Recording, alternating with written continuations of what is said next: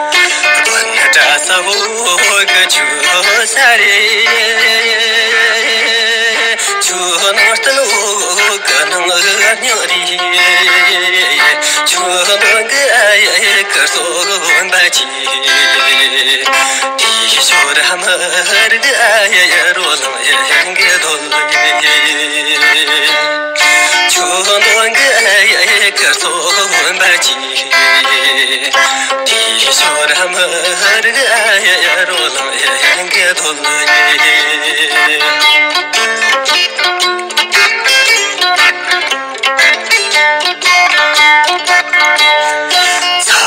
Samsung go go ho lung ri xie jiang ke lu ge ho zhu ri jie be hui ke ke ni ho ge ge zhe song ri di xiu de wo na ye ro jiu yang ge du ri jie be hui ke ke你错过这松叶，地小的我那也若就有个多耶。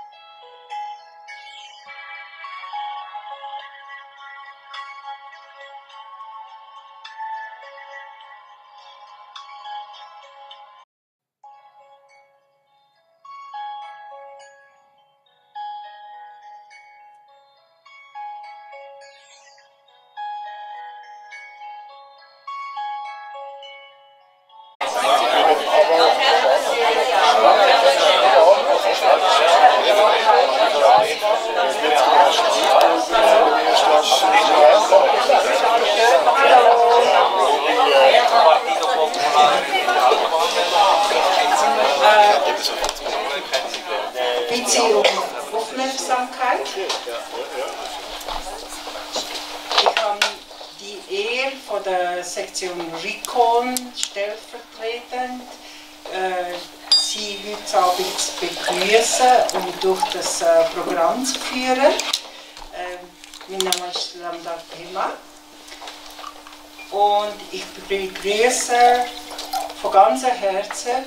Vor allem, ich werde zuerst schon mal erklären, warum wir das Fest machen, bevor ich die Leute begrüße, wo wir dankbar verpflichtet sind.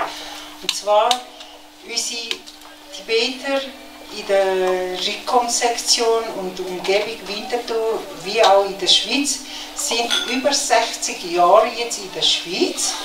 Wir haben schon mal vor Jahren eine Aktion Gesamthaft-Tibeter-Gemeinschaft Danke Schweiz gesagt und auch an Anlass durchgeführt. Aber wir, Sektion Rikoner Tibeter, haben beschlossen, jetzt und heute allen unseren Behörden, vor allem von der Gemeinde in der Umgebung und Winterthur, Sachbearbeiter von den verschiedenen Abteilungen und allen eigentlich ein ganz herzliches Dankeschön sagen. Dankeschön, dass wir auch dürfen jetzt in der Schweiz so lange eine Heimat finden, nochmal eine Heimat, ohne Gefahr, ohne Sorgen, für unsere Leute da sein, unsere Kultur aufzuleben, aufrechtzuhalten können, ohne dass wir Angst haben. Und in alter Tibet ist in der Heimat ist es so, dass wir unsere Sprache auch nicht dürfen ausüben. In der neueren Zeit ist das auch verboten. Unser Alphabet wird auch zensiert. In der Schule dürfen die Kinder nur einmal in der Woche Tibetisch haben, sonst nur Han-Chinesisch. Also das heisst, für uns Tibeter in der Schweiz ist wirklich sehr, sehr wichtig von Herzen allen Behörden, allen Gemeinderepräsentanten Danke zu sagen, dass wir wirklich da an der Heim gefunden haben und das auch natürlich mit dem Fest jetzt an allen zeigen. Wir haben natürlich sehr viele Behörden angeschrieben, eingeladen, nur hat viele mit Zeit gehabt, aber die da gekommen sind, danken wir ganz recht herzlich, dass Sie wirklich die kurze, wertvolle Moment Zeit für uns da widmet haben, daran an unseren Anlass teilzunehmen. Und das sind also alle Tibeter in der Rikon, Zellgemeinde, Winterthur-Gegend, von allen Regionen, wo wir da leben. Ich möchte ganz herzlich begrüßen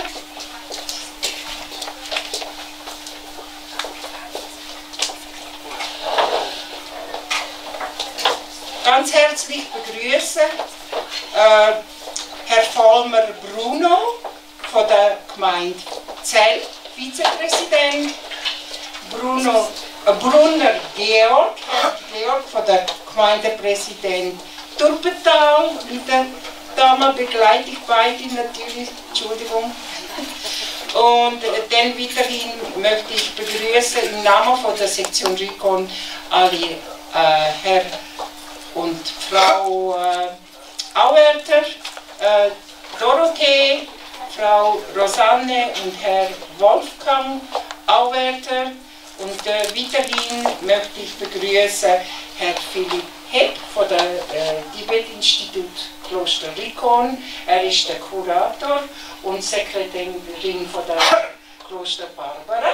Natürlich. Dann Bibliothekarin Frau Renate Koller. Dann weiterhin begrüßen möchte ich auch Frau Roswitha Kuhn. Ganz herzlich. Weiterhin möchte ich begrüßen Frau Steiner Annette von der höchsten Winterthurerin, Präsidentin Grosser Rat. Sie wird sicher noch kommen. Wir erwarten sie. Sie hat zugesagt. Im Moment ist sie noch nicht anwesend. Und dann weiterhin möchte ich begrüßen Herr Chamdosamba, unsere Vertreter von der tibetischen Parlamentarier. Und dann weiterhin von der TGSL-Gemeinschaft Vizepräsident Herr Phuntsok Chokchamba, wobei die für uns sehr, sehr wichtige Vertreter für unsere Gemeinschaft in der Schweiz ist. Und vor allem noch alle Mönchgemeinschaft von der Kloster Rikon, ohne ihre Güte und Hilfeleistung in den Notsituationen von allen Tibetern in der Schweiz ist es sehr, sehr schwierig für uns, Alltag zu bewältigen. Ani Tujiche, Nintabane. Noch weiterhin möchte ich sagen, allen natürlich anwesenden Ehrengästen, die da sind, die ich nicht namentlich nenne, heißt aber nicht, dass sie weniger wert sind alle für uns sehr, sehr wertvoll. Danke vielmals, dass Sie alle da gekommen sind und präsent sind. Nun möchte ich an unserem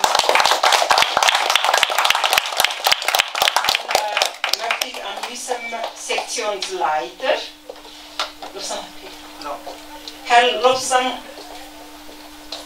Yenderla, Wort geben.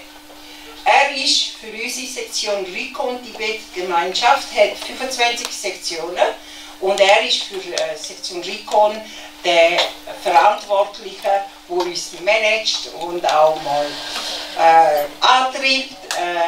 Natürlich er an vorderster Linie. Im Sinne Vize ist Noan Londela, das ist unser Vize.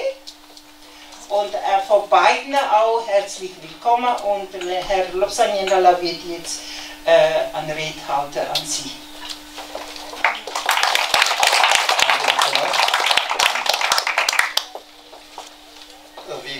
Wie Lambda Kamal hat mich vorgestellt. Ich heiße Lobsang und zurzeit ich bin 3 Jahre Mitglied als Section Rikon. Und jetzt möchte ich anfangen. Liebe Damen und Herren und liebe Gäste, im Namen der Section Rikon begrüße ich Sie herzlich zum heutigen Anlass. Ich danke Ihnen, dass Sie sich wertvoll Zeit genommen haben und Sie mit uns den heutigen Abend feiern. In der Section Rikon haben wir zurzeit ca. 320 Mitglieder. Viele davon sind in der Schweiz geboren und somit bereit die 3. Generation hier. Für die gelungene Integration wollen wir uns heute bei Ihnen, liebe Gäste, bedanken. Ich denke, ich spreche für alle Tibeter und Tibeterinnen, wenn ich sage, dass wir uns in der Schweiz wohl und zu Hause fühlen. Die Kinder der tibetischen Schule Rikon haben für die heutige Abend 4 Tänze einstudiert, die sie Ihnen gerne nach dem Abendessen vorführen werden. Zum Essen servieren wir Ihnen berühmte tibetische Momo mit Fleisch oder vegetarisch. Nun wünsche ich Ihnen eine gemütliche Abend. Danke.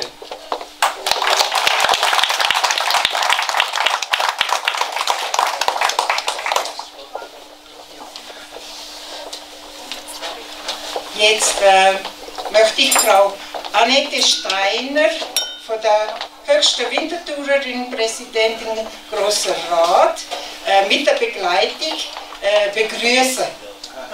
Hallo. Schön, dass Sie Zeit genommen haben. Wir haben ganz große Freude, dass Sie da sind, weil in der Gegend von Winterthur leben ganz viele Tibeter. Ich habe jetzt vorhin schon etwas erzählt, aber kurz eben, warum wir das Fest feiern. Wir werden allen von Herzen Danke sagen, dass wir da eine Heimat gefunden haben, dass wir in Frieden leben und dass uns wirklich da in der Schweiz gut geht und seit 60 Jahren wir da leben können. Und für das haben wir wirklich Danke sagen von der Sektion Rikon Tibeter.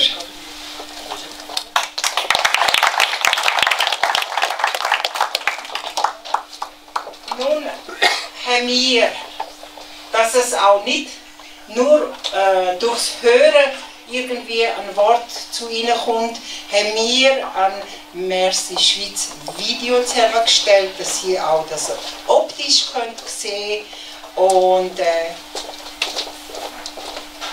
das können sie jetzt parat machen.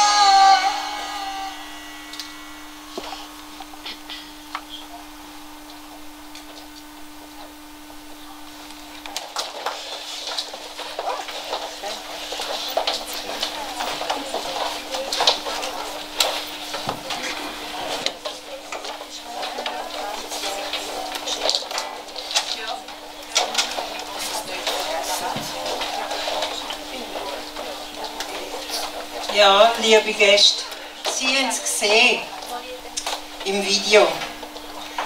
Tibet war früher ein eigenständiges Land. Wir hatten unsere eigene Münze, Geldprägung. Wir hatten unsere eigene Schrift und Kultur. Und das ist einfach für uns sehr wichtig, immer wieder zu zeigen, immer wieder ins Gedächtnis zu rufen, weil in den Medien und von der chinesischen Regierung wird alles anders behauptet. Das ist Authentität, wo wir können euch wirklich beweisen, dass es eigenständig, wir wirklich Unabhängigkeit haben und dass wir wirklich unwollentlich einfach deslokalisiert worden sind. Nun haben wir eine neue Heimat gefunden und das ist auch sehr, sehr wichtig für uns. Und darum, ich möchte auch sagen, dass unsere Generation weitergeht. Sie haben gesehen, unsere Parlamentarier, Samdo Chambala, er unterrichtet unsere tibetischen Kinder in Tibetisch jedes Wochenende. Die Kinder sind also gewillt, im Wochenende eigene Schrift und Sprache zu lernen. Und ihm seine Frau tut auch die Kinder in traditionelle Tänze einführen, lehren mit ihrer Schwester zusammen. Und Samdo Chambala wie auch Chogyal Tenzin La sind mit Tsering Dorjila noch ein dritter Parlamentarier, 2 Ex-Parlamentarier und jetzige in Amt. Die 3 sind alle 3 von unserer Recon-Sektion Mitglieder. Und darauf sind wir sehr, sehr stolz. Nun möchte ich unsere Chunzela, Chunzi Tenzin, Pinzolagi, Galop Chinange, eine Rede halten. Er ist einer der ersten Mönche in der Tibet-Institut. Damals war er ganz sehr, sehr jung, heute ist er auch immer noch sehr vital, Gott, schon gegen 80. Also, und er ist immer für alle da, alle sorgen, wenn es wirklich etwas Belange gibt und Fragen und so. Er ist sehr, sehr auch gelehrt.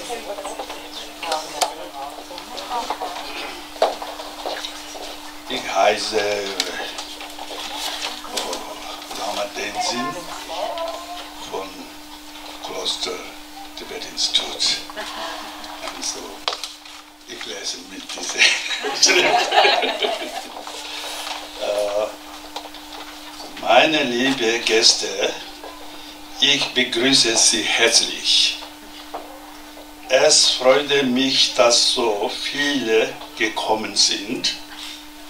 Es ist nicht selbstverständlich, dass meine Landesleute und ich in der Schweiz so herzlich aufgenommen wurden. Und hier eine neue Heimat gefunden haben.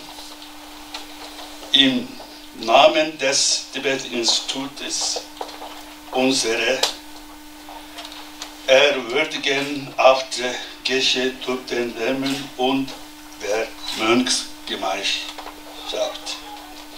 danke ich deshalb der Schweizer Regierung, der Regierung des Kantons Zürich, der Stadt Winterthur, der Gemeinden Zell und Turbintal, der Familie Kuhn und allen, die hier sind, ganz herzlich für ihre Gastfreundschaft und Hilfe während der letzten 50 Jahre. Ich wünsche alle einen schönen Abend und hoffe, dass Sie diese genießen. Vielen Dank.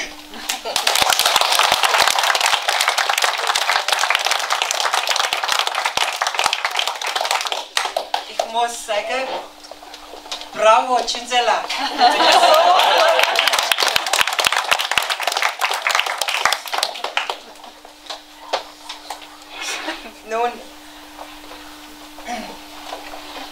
Nun möchte ich Herr Chokchamba Pinzola bitten, von der Tibeter Gemeinschaft, Vizepräsident, aber Wort für uns zu richten an die Gäste. Ich grüße Sie herzlich im Namen von der Tibeter Gemeinschaft Schweiz und Liechtenstein für den heutigen Abend Anlass. Und ihr alle sind ja eigentlich alles Tibet-Kenner. Und es ist schwierig, was soll ich dann noch etwas Neues erzählen? Und jetzt habe ich gemerkt, dass doch viele Gemeinsleute dabei sind. Und deswegen habe ich gedacht, mache ich ein bisschen Druck darüber. Die Tibeter-Gemeinschaft Schweiz und Liechtenstein bestehen aus 25 Sektionen. Wir werden alle, die Volksvertreter, die jetzt vorgekommen ist, werden für 3 Jahre gewählt unter Aufsicht von einer Wahlkommission. Sie sehen, wir leben die Demokratie im Exil, sodass wir bereit sind für die Zukunft. Und aus diesen 25 Sektionsmitgliedern wird dann der Präsident und der Vizepräsident gewählt. Der Präsident lässt sich heute entschuldigen. Zamda Nobola, wir tun uns bei der Arbeit ein bisschen verteilen, weil wir sind alle ehrenamtlich. Und deswegen habe ich gedacht, wir, die Gemeinschaft Schweiz und Liechtenstein, wir sind wie eine Gemeinde aufgestellt. So, wir haben die beiden Schulen, Presse und Zeitschrift und eine Folkloregruppe. Die Tibeter Schule besteht aus 300 Kindern und die Folkloregruppe tut eigentlich die Tänze und Brüche aufrechterhalten. Wir haben eine Zeitschrift, wie jetzt das Video, das ist in Amjala, wo das eigentlich die Zeitschrift und die Medien auch immer wieder aktualisieren. So sind wir wie eine Gemeinde aufgestellt, einfach alle ehrenamtlich. Und mittlerweile sind wir knapp etwas über 7000. So, das ist in den letzten 15 Jahren ein bisschen gewachsen. Und somit kommen wir langsam so ein bisschen an Anschlag mit Ehrenamtlichkeit. Und deswegen haben wir in unserer Amtszeit so ein bisschen ein Ziel gesetzt, in diesen 3 Jahren ein Gemeinschafts- oder Begegnungszentrum zu eröffnen und dann so einen Teilzeitmitarbeiter auf Beine stellen. Und wir sind finanziell, wie soll ich sagen, sind wir so organisiert, dass wir keine Mitgliederbeiträge haben. Wir haben 2 Anlässe. Das ist Geburtstag von seiner Heiligkeit und der Nobelpreisfest. Und an diesen 2 Anlässen tun wir Gewinn erwirtschaften und mit dem finanzieren wir die ganze Gemeinschaft. So jetzt, wie das in den letzten Jahren so stark gewachsen ist, kommen wir so ein bisschen an Anschlag und darum haben wir das Ziel gesehen, wir sind in der 17. Legislatur und wir haben 1995 auch das Lokalparlament gegründet in der Schweiz. Und so sind wir eigentlich in der Schweiz, dank der Schweizer Regierung und der Bevölkerung, haben wir eigentlich die Möglichkeit gehabt, eine Gemeinschaft aufzubauen. Und in den westlichen Ländern sind wir eigentlich die Ersten gewesen, die so jetzt eine Verfassung haben, aufgestellt haben, die Tibeterschule so gut funktioniert. Und deswegen haben wir auch so ein bisschen Vorbildcharakter gegenüber den anderen Ländern. Und ich denke, ich erzähle noch etwas Kleines, wieso das überhaupt Tibeter in die Schweiz gekommen sind.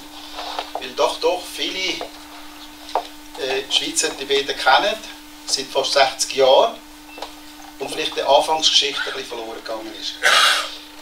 1959, wo die Tragödie passiert ist, die wir jetzt im Film gesehen haben, in dieser Zeit hat ein Schweizer Geologe, Dr. Toni Hagen, am Südhang von der Himalaya in Nepal geologische Karten erstellt für den nepalischen König.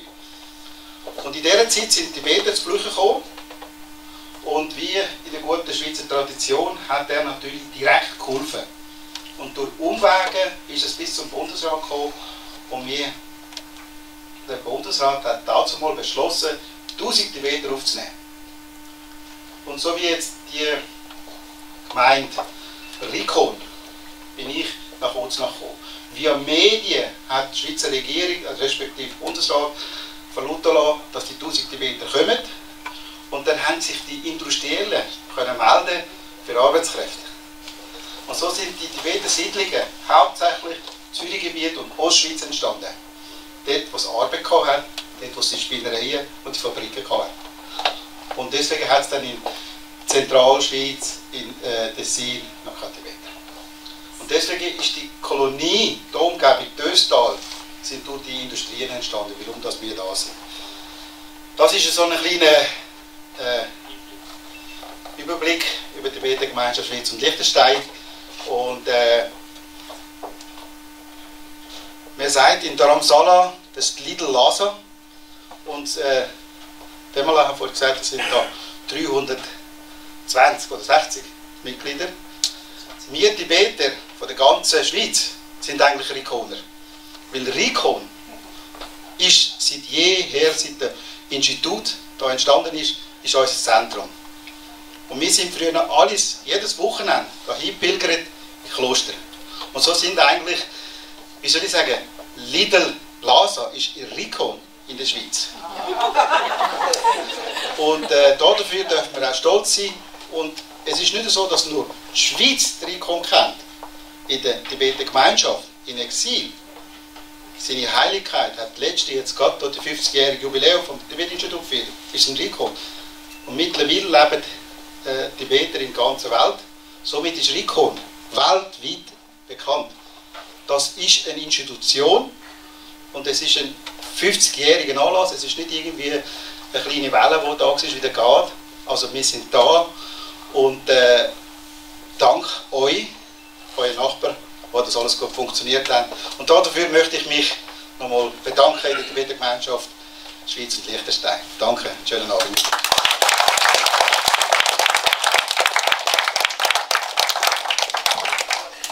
Danke, Finjola. Das war sehr, sehr eindrückliche Rede. Es ist auch gut, dass man wieder alles wieder in Erinnerung rufen tut, wie es einmal war. Gleichzeitig möchte ich den Link machen, dass wir natürlich nicht nur unter Tibeter da immer wieder Sachen machen und feiern und nur so, sondern wir haben wirklich jetzt auch Freundschaftsverein, Organisation mit der Schweizer GSTF und das ist der Präsident Thomas Buchli und seine Frau Yangchenla ist eine von der Kleinen, wo am Anfang Kinder im Flugzeug gesehen haben. Also es ist ja so, dass wir mittlerweile auch mit der GSTF, Schweizerische Freundschaft mit den Tibetern, wirklich sehr gut zusammenarbeiten und sehr einen guten Link haben. Nur, ich möchte auch jetzt den Moment benutzen und sagen, ihr da im Saal, wenn ihr noch nicht Mitglied bei der GSTF sind ihr alle willkommen.